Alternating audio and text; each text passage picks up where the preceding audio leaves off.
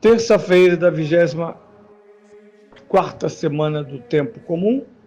Eu sou o Padre Pedro Paulo e estamos começando mais um programa, A Bíblia no Mundo de Hoje.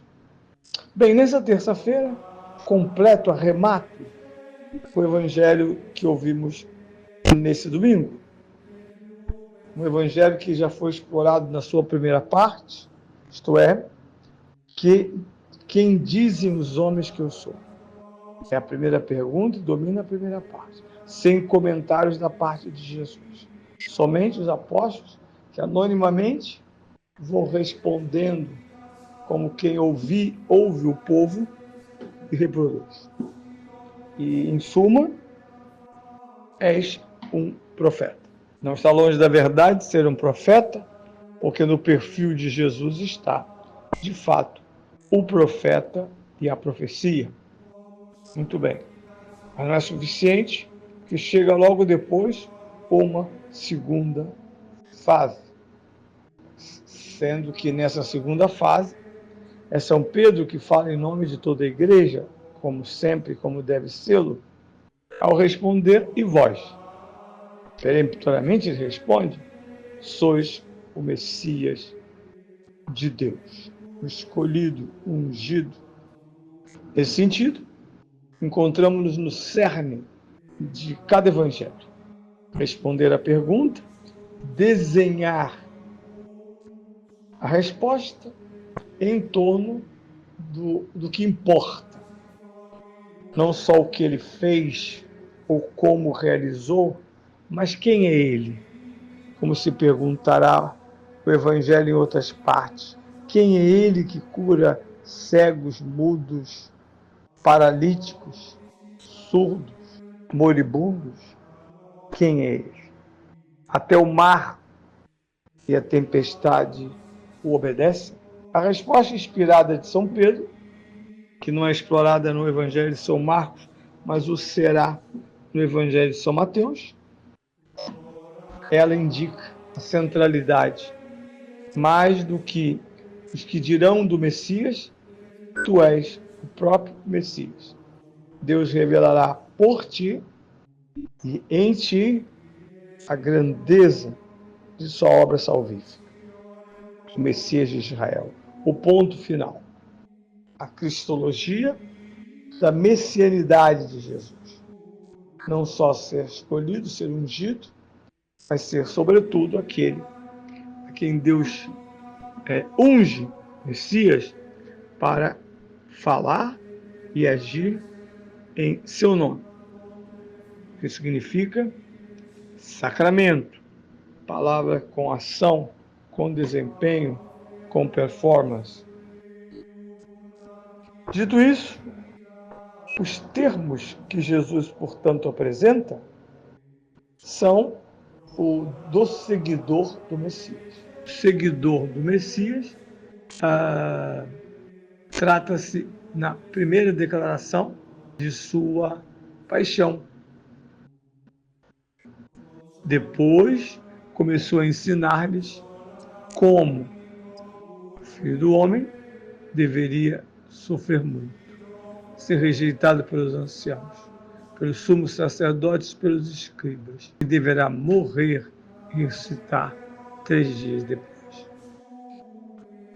Ora, essa apresentação do Messias desagrada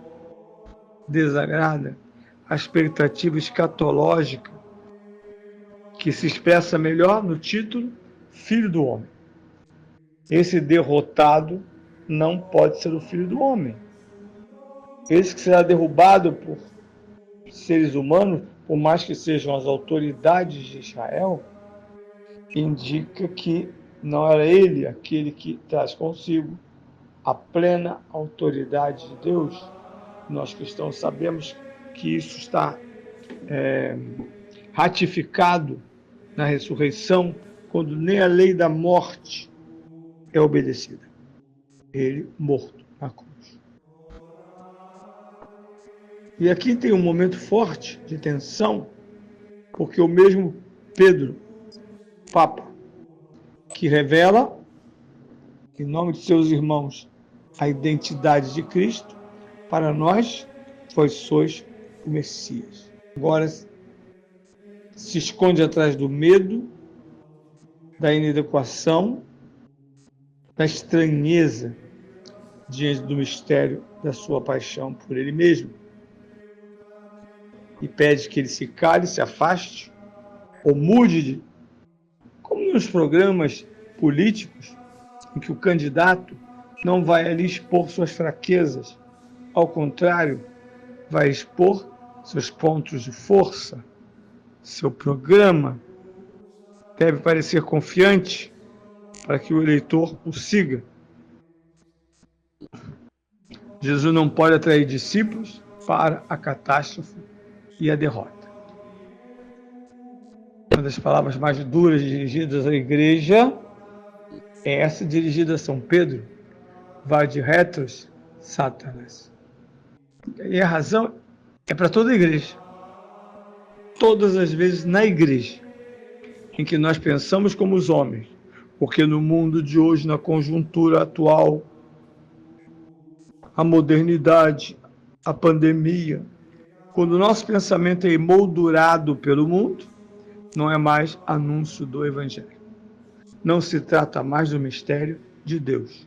Não é anúncio da fé.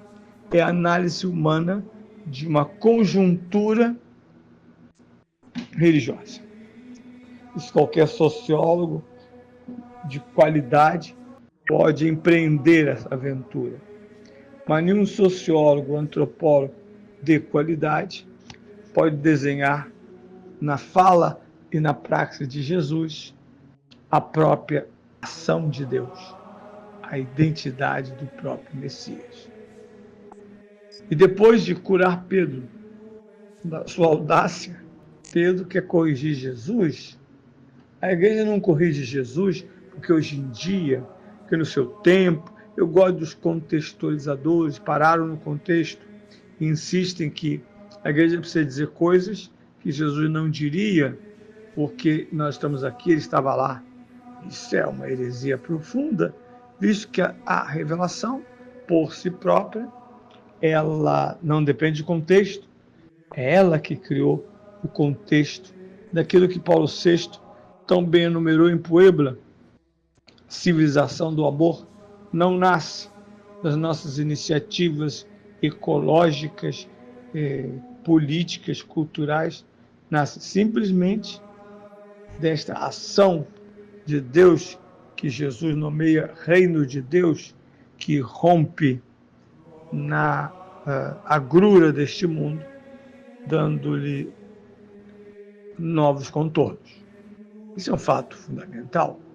Por isso Jesus agora desenha, e aqui dá grande mudança, ele não desenha agora o Messias, ele desenha o discípulo.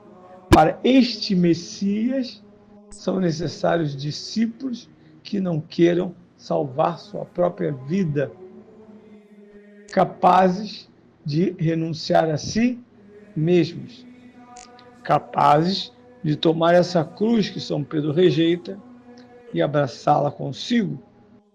Esses são os discípulos. E tudo isso para que a cruz anunciada na paixão esteja nos braços, no coração, na carne de cada um que atendeu o chamado de Cristo. Se queres me seguir, encontrarás a cruz, perderás a vida para ganhar a vida eterna. E tudo isso não por filantropia. Não quero sofrer por filantropia, mas por causa de mim e do Evangelho. Tudo que é por causa de Cristo e do Evangelho é rota segura de salvação.